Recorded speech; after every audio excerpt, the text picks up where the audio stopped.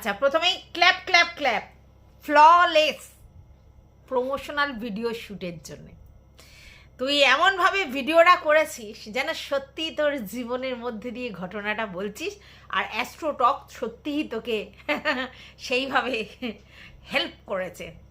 দারুণভাবে একদম ফ্ললেসলি করেছিস, বোঝার উপায় নেই যে তুই প্রমোশনাল ভিডিও শ্যুট করেছিস, কিন্তু প্রচুর মিথ্যাচারিতা করেছিস তার মধ্যে। তুই কি বলছিস যে এখন 3 বছর আমি সেপারেশনে আছি, এখনো পর্যন্ত আমি বাবার বাড়ি আছি। সত্যি তুই এখনো পর্যন্ত বাবার বাড়িতে আছিস? এখন তুই বাবার বাড়িতে আছিস, বাবার বাড়িতে একটা সময় ছিলিস, তারপরে কি কাণ্ড ঘটিয়েছিলিস? কোথায় গিয়েছিলিস? হ্যাঁ, তারপরে সেখানে মিথ্যাচারিতা। কিরকম মিথ্যাচারিতা? আমি দাদার ভিক্ষা মায়ের বাড়িতে আছি, ডাহা মিথ্যা কথা, পিঙ্ক দেয়াল দেখিয়ে। আরে তারপর ফকলুচন্দ্রর সঙ্গে 500 টাকা করে ঘর ভাড়া দিয়ে গেস্ট হাউস নাকি এসব জায়গায় ছিলিস। তারপর ফকলুর টাই ফিস ফুস হয়ে গেছে, কারণ ওর তো সমস্ত টাকা ওর বাপের কাছে থাকতো, ও যেটা বলেছে। তার জন্য কি করতে হলো? আলটিমেটলি ফকলুর বাড়িতে যেতে হলো। ফকলুর বাড়িতে যেতে গেলে ফকলুর ডিম্যান্ড ছিল যে আমি তো এরমভাবে নিয়ে যেতে পারি না, তাহলে তোমাকে এইটা করতে হবে। সেটাও করেছিলিস ইললিগালি, যেটা তুই করতে পারিস না। কত বড় একটা মানে ভুল ডিসিশান, এবং তার পরে যে কি হতে পারে তুই কোনো আইডিয়া না করে এখন ডেসপারেটলি করে ফেলেছিলিস। হ্যাঁ, কেন না? তুই যে আজকের বাপের বাড়ি নিয়ে কথা বলছিস, যে বাপের বাড়িকে নিয়ে তুই এত এত নাচা কোদা করছিস, সেই বাপের বাড়ি তোকে ধাক্কা দিয়ে বের করে দিয়েছিল। তোর দাদা বাবা তোকে রাখতেই চায়নি। হ্যাঁ, স্বাভাবিক, তারা দায়িত্বটা নেবে কেন? তুই একজনের বউ, একজনের মা, সেখান থেকে তুই তোর মায়ের জিম্মায়, তোর দাদার জিম্মায় বাপের বাড়িতে এসছিস। এবার বাপের বাড়ি থেকে তুই সেই ধিনতা নাচন করতে বেরোচ্ছিস, কখনো বন্ধুর বাড়ি, কখনো ফকলুর সঙ্গে এখানে ওখানে সেখানে গল্প করে বেড়াচ্ছিস। কোন বাপ মা এগুলো সহ্য করবে বলতো? না, তোর মা তোকে তো সাপোর্ট করেছে, কিন্তু তোর বাপ তো সাপোর্ট করেনি, আর তার জন্য এই ঝামেলা অশান্তি হয়েছে। তোর মা কানে কানে গিয়ে ফকলুকে বলেছে, মানে ফোন করে বা যে করেই হোক, যে এখান থেকে ওকে নিয়ে যাও, নাহলে আমার মেয়ে থাকবে না আর কি। এত অত্যাচার করছে তোর বাবা আর তোর দাদা, মানে শারীরিক, তাই তো? তো সেই জায়গা থেকে চলে গেছিস। তাহলে তুই যে বলছিস এখনো পর্যন্ত আমি বাপের বাড়ি আছি, ডাহা মিথ্যা কথা তোমার না? ডাহা মিথ্যা কথা প্রমোশনাল ভিডিওর জন্যে? আচ্ছা, হ্যাঁ, নালে চলবে কি করে, তাই তো? তারপরে কি বলছিস যে সেপারেশনে থাকলে নিজের খাওয়া পড়া, নিজের থাকার ব্যবস্থা নিজেকে করতে হয়। কে বলে তোকে এইসব কথা? অনেক সেপারেশনে থাকা লোকজন তাদের বাবা তাদের দায়িত্ব নেয়, তার বাবা তাকে রাখে, টেক কেয়ার করে, এরকম অনেক আছে। তুই ইনকাম করিস, আর তোর ইনকামের দিকে সবাই হাঁ করে চাতক পাখির মতো বসে আছে, তোর ফ্যামিলির লোকজন।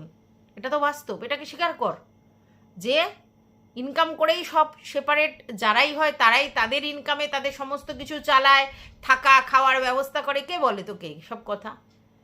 তুই করেছিস এটা বল, পার্টিকুলারলি তুই করেছিস এটা বল, তোর মতো অনেকে করেছে এটা বল।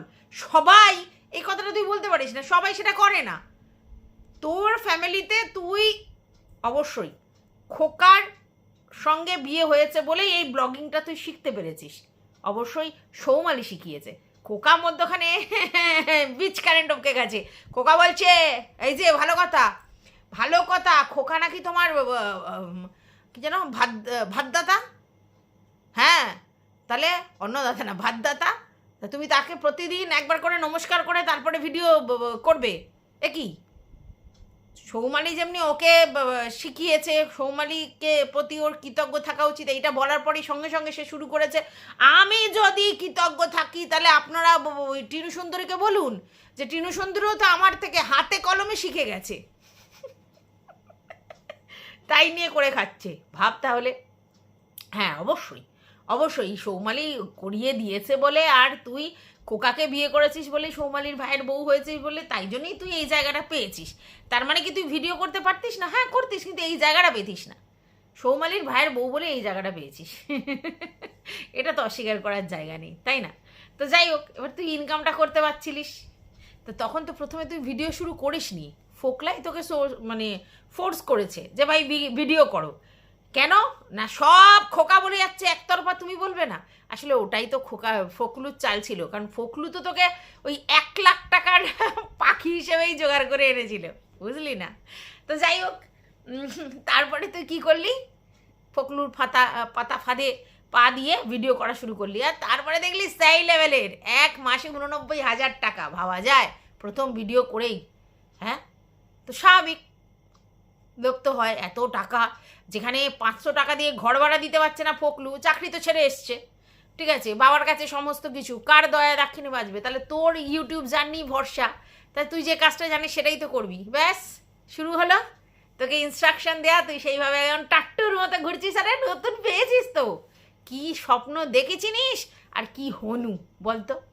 যাই হোক, আজকে তুই ফ্ললেসলি বলছি এখনো পর্যন্ত আমি বাবার বাড়ি আছি, 3 বছর সেপারেশনে আছি। হ্যাঁ, নর্মালি যদি দেখিস তাহলে তাই, তুই 3 বছর সেপারেশনে আছিস, কিন্তু মধ্যখানে কত গুল খেলিয়েছিলিস সেটা নয়, একটা ফ্ল্যাটে উঠেছিলিস, সেখান থেকে বেরিয়ে আর একটা ফ্ল্যাটে, তার আগে ফকলুচন্দের বাড়িতে, তার আগে গেস্ট হাউসে, তো এইগুলো তো মধ্যখানে ঘুরিয়েছিস, তাহলে 3 বছর তুই বাপের বাড়িতে কোথায় রইলি, তারপরে আবার ওখান থেকে দিল্লিতে ঠাকুমাকে নিয়ে, তারপরে সেই ঠাকুমা পুরো ফুস, একদম সেই শাকালাকা বুম বুম গিলি গিলি গিলি গিলি ফুস হয়ে গেছে, ঠাকুমার কোনো চিহ্নই নেই, না তো তোর ভিডিওতে তুই উচ্চারণ করিস, না তো তাকে দেখতে পাওয়া যায়, এবং শুধু ঠাকুমা নয়, তার সঙ্গে সঙ্গে বাবাও ফুস, মানে দুটো ক্যারেক্টার একেবারে ফুস হয়ে গেল তোদের, মানে কোনো ভিডিওতে তাদের নাম গন্ধ কিচ্ছু নেই, যে বাবার বাড়িতে আছিস, তাই তো।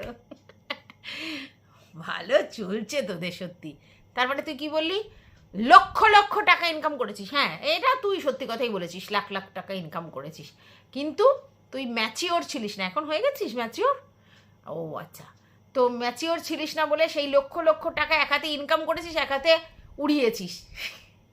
কি করেছিস সেই টাকাগুলো নিয়ে, খেয়েছিস, দিয়েছিস, ঘুরেছিস, বাইকের তেল ভরিয়েছিস, কখনো গয়নার বিজনেসের জন্য একটা তো মাল মেটেরিয়াল শুনেছিলিস, সেগুলো এখনও স্টকে পড়ে আছে, গুচ্ছেখানে চাদর, বালিশের ওয়ার, জামা কাপড়, কুর্তি, লেগিংস, টপ, জুতো, যা পেরেছিস, মিশো আর মিশোর ভাই, মানে মিশো আর চিশো, মানে হাটের মার্কেট আর মিশো, এই জায়গা থেকে প্রচুর করেছিস, অনেকগুলো প্রমোশনাল ভিডিও শ্যুট করেছিলিস, গুজরাটে গিয়ে একটা প্রমোশনাল করেছিলিস, কত টাকা পেয়েছিলিস বল বাইরে গিয়ে, সেই সব টাকা তুই নষ্ট করেছিস, আর তারপরে যেই টাকা ছিল ফকলুচন্দ বাবা সেই টাকাও হাবিস করে দিয়েছে, ভাবতে পারছিস।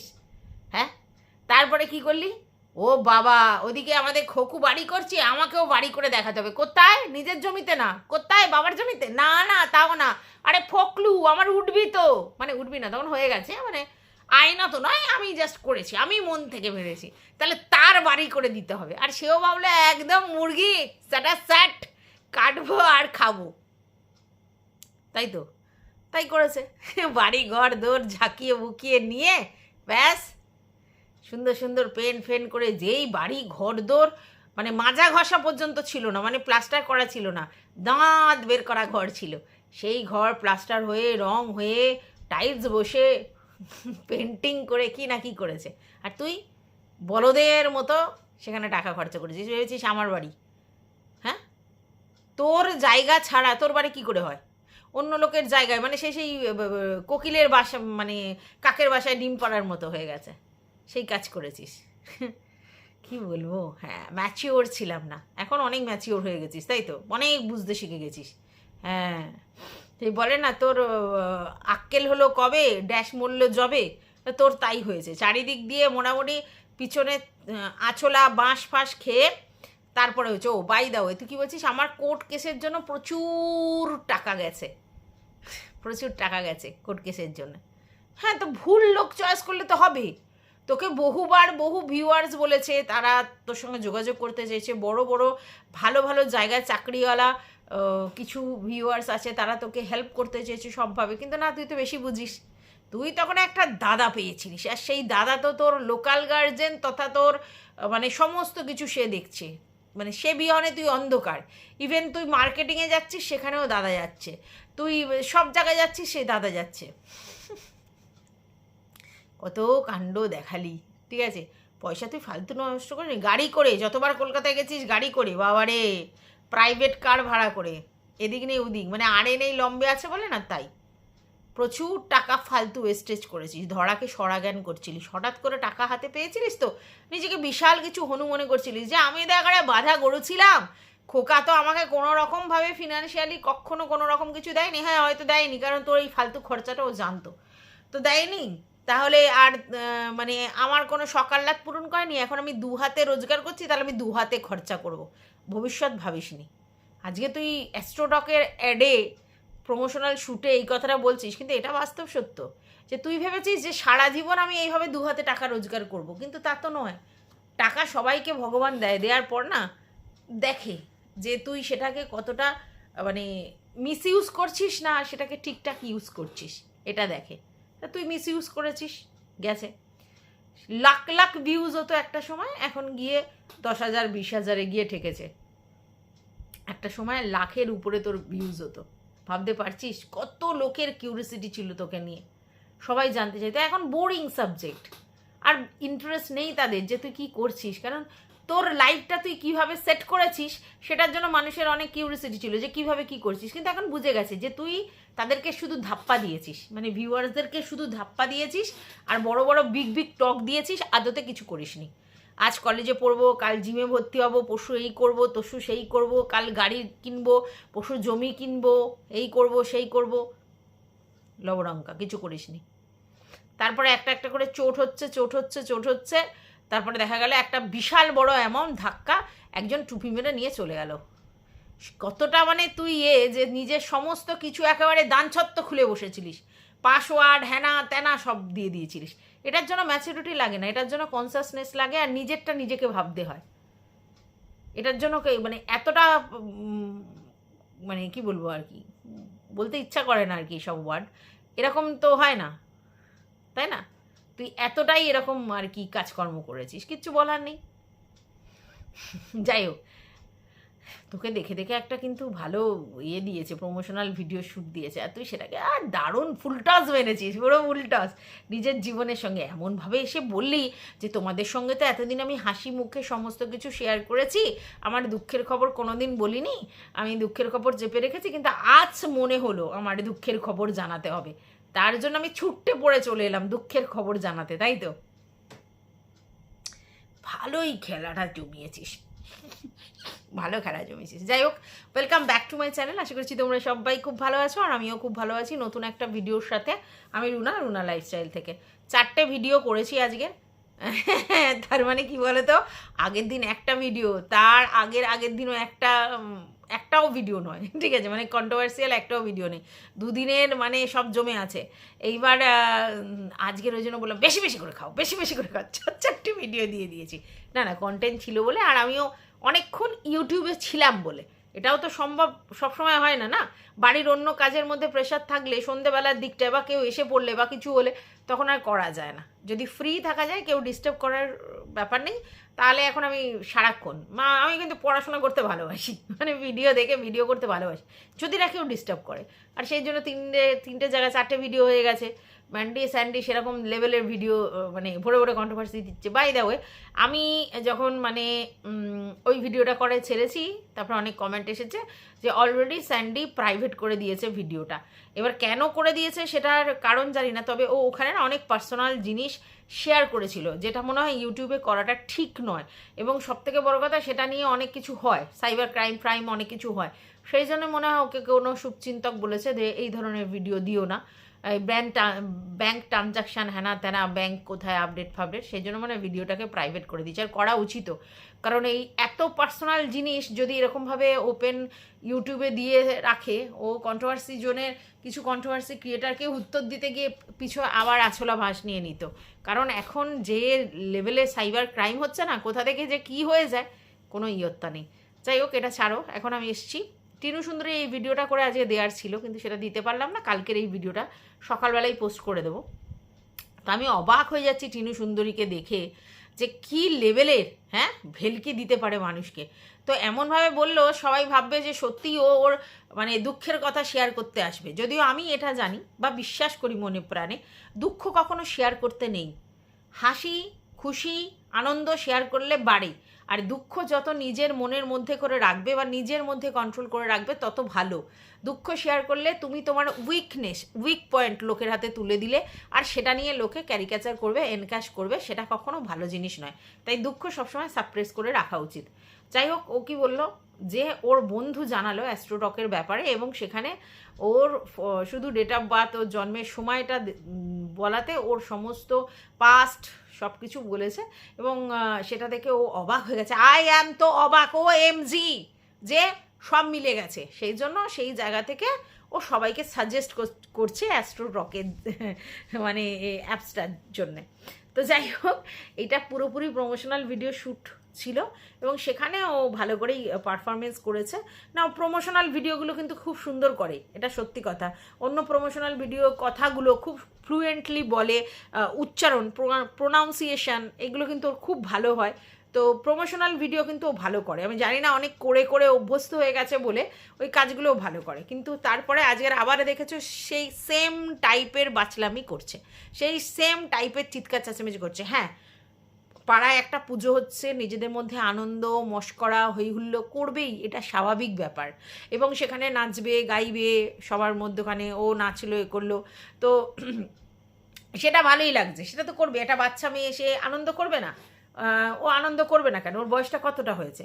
কিন্তু সেই আনন্দ করার থেকে ও বেশি ওখানে ফোকরামিটা করছিল, যেটা নিয়ে কিন্তু ওর ভিউয়ার্সরা প্রতিনিয়ত ওকে বলে যে তোমার এই যে এক্সট্রা কথা, এই ফোকরামিটা কেন করো? আরও তো সবাই আছে, তোমার থেকে জুনিয়র লোক মেয়েরাও আছে, তুমি ব্লগ করো, তারা ব্লগ করে না, কিন্তু তারা তো সমান তালে তোমার সঙ্গে এনজয় করে, বরং তোমার থেকে বেশি এনজয় করে।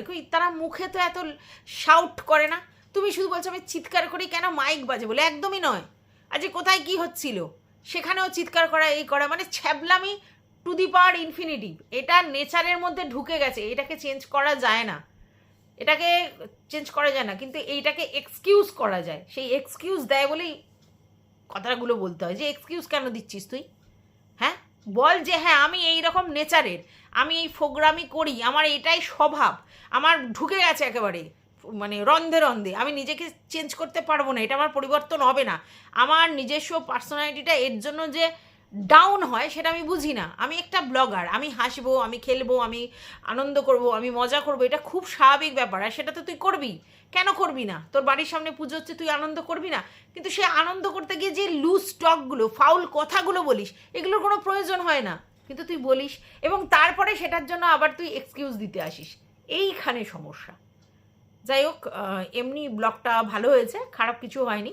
চাদর পাতা নিয়ে খুব বেশি ব্যস্ত হয়ে গেছিলিস, আর কি রান্না করবি নাকি কে রান্না করবে বুঝতে পারছিস না। দেখ, অ্যাকচুয়ালি আমি একটা জিনিস দেখেছি, তুই কিন্তু কাজ করতে একদম ভালোবাসিস না, বিশেষ করে রান্না বান্না, ঘরের জামা কাপড় গোছানো, এইসবগুলো একদম তুই করতে চাস না। তুই জানিস আমি ঘুম থেকে উঠবো, রানীর মতো এখানে থাকবো, পয়সা দিচ্ছি তো আমি, তুই পয়সাটা বুঝিস, যে পয়সা আমি দিচ্ছি। এইখানে কিন্তু মারুর সঙ্গে কিন্তু আমাদের টিনুর খুব মিল এই জায়গাটাতে, যে পয়সা আমি দিচ্ছি মানে আমি রাজরানীর মতো উঠবো, চা খাবো, ব্রেকফাস্ট খাবো, আবার কোনো কোনো দিন ব্রেকফাস্টই আমার লাঞ্চ হয়ে যায়, এত এত তাড়াতাড়ি উঠি আর কি। তারপরে সন্ধে হলেই আমার মানে মন ছুকছুক করে, কোথায় যাব কোথায় যাব, চলো ঘুরতে যাই। ঘুরতে যদি আমার জন্য যেতে হয়, তাহলে আমি আমার জন্য সবাইকে সঙ্গে করে নিয়ে যাচ্ছি, সে আমার দাদা বৌদি হোক, আমার পাশের বাড়ি কেউ হোক, বা রীতা হোক, বা আমার মা হোক, সবাই। আমার ইচ্ছা হয়েছে, আমি বললাম চলো ঘুরতে যাই, তাহলে আমি যদি সবাইকে নিয়ে যাই, তাহলে আমাকেই খাওয়াতে হবে, আমাকেই ঘোরাতে হবে, আমাকেই টোটো ভাড়া দিতে হবে, আমাকেই সমস্ত কিছু কিনে দিতে হবে। এটা তো স্বাভাবিক, কারণ আমার ইচ্ছাতে তারা গেছে, আমি তো তাদেরকে নিয়ে গেছি আমার টিম করে, টাইম করেছি, সেখানে আমার ফালতু ওয়েস্টেজ হবে। কিন্তু আমার প্রতিদিন ঘোরা চাই, প্রতিদিন আমার ছুকছুকুনি উঠতে থাকে। আজকে এখন পুজো পার্বণ আছে বলে ওখানেই হয়ে যাচ্ছে, হোটা ঠিক আছে, মানে আমাকে হো হো করতেই হবে, ঠিক আছে। তারপরে হো হো করলি, তো ওখানে কিছু খরচা হলো ফালতু, করলি, খাবার দাবার নিয়ে এলি, আবার তোর আবার বাড়ির খাবার সবসময় রোচে না, তোর বাইরের খাবার দাবার আবার সেগুলো খেতে হবে প্রতিদিন। আর তারপরে আবার এসে এখানে রাজরানীর মতো তুই রিয়্যাক্ট করবি। হ্যাঁ, এবার তোর দাদা বা তোর বাড়ির লোক কেউ কিছু আবদার করলো, মানে এক্সট্রা কিছু খাওয়ার, যেমন পাস্তা, এই ওই সেই, তখন তুই শুধু রান্না করলি। প্রতিদিন এটা তোর ভাল লাগে না। ওইদিকে মারু পুরো প্রতিদিন অর্ডার করছে তার হাজব্যান্ডকে, এটা ওটা সেটা। বোঝা যায় জানো তো, একটা হাজব্যান্ড ওয়াইফের হেলদি রিলেশনশিপ, এবং সেখানে হাজব্যান্ড ওয়াইফ দুজনে মিলে কাজ করা, আর সব ক্ষেত্রে বরকে ইনস্ট্রাকশন দিয়ে কাজ করানো, দুটো কিন্তু বোঝা যায়। মারু প্রতিনিয়ত ইনস্ট্রাকশন দিয়ে ছমছমিয়াকে দিয়ে কাজ করিয়ে নেয়, ঠিক আছে। এইবার তোমরা একটাই কথা বলে প্রেগনেন্ট এটা এখন অস্ত্র হয়েছে, যে আমি তো বলে আমার সব কিছু মাপ, তাই তো। যাই হোক, এইভাবেই চলছে, কিচ্ছু বলার নেই। দুজনের ক্ষেত্রেই সেম এই জায়গাটাতে এরা আসলে অল্প বয়সে অনেক টাকা ইনকাম করে ফেলেছে তো, আর সেই জায়গা থেকে না একটা ভোগী, একটা অহংকারে একটা ভোগী, যে আমি মানে ধরো এদের যে কোয়ালিটি সেই অনুযায়ী তো এরা বিশাল টাকা অ্যামাউন্ট ইনকাম করে ইউটিউবের দৌলতে, তো স্বাভাবিক একটু ধরাকে সরাগান করতেই চায়, তাই না?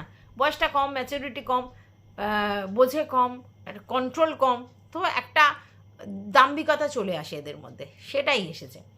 তো যাই হোক, আবারও বলছি, তোর ভাতদাতাকে নমস্কার করে শুরু করবি, চিরকৃতজ্ঞ তুই ওর জন্য, কারণ ওর জন্য তুই করে খেতে পাচ্ছিস। যদি আমি এটা মানি যে যদি তুই সত্যিই কারোর থেকে করে খেতে পাস, সেটা হচ্ছে আমার মনে হয় সৌমালির জন্যে।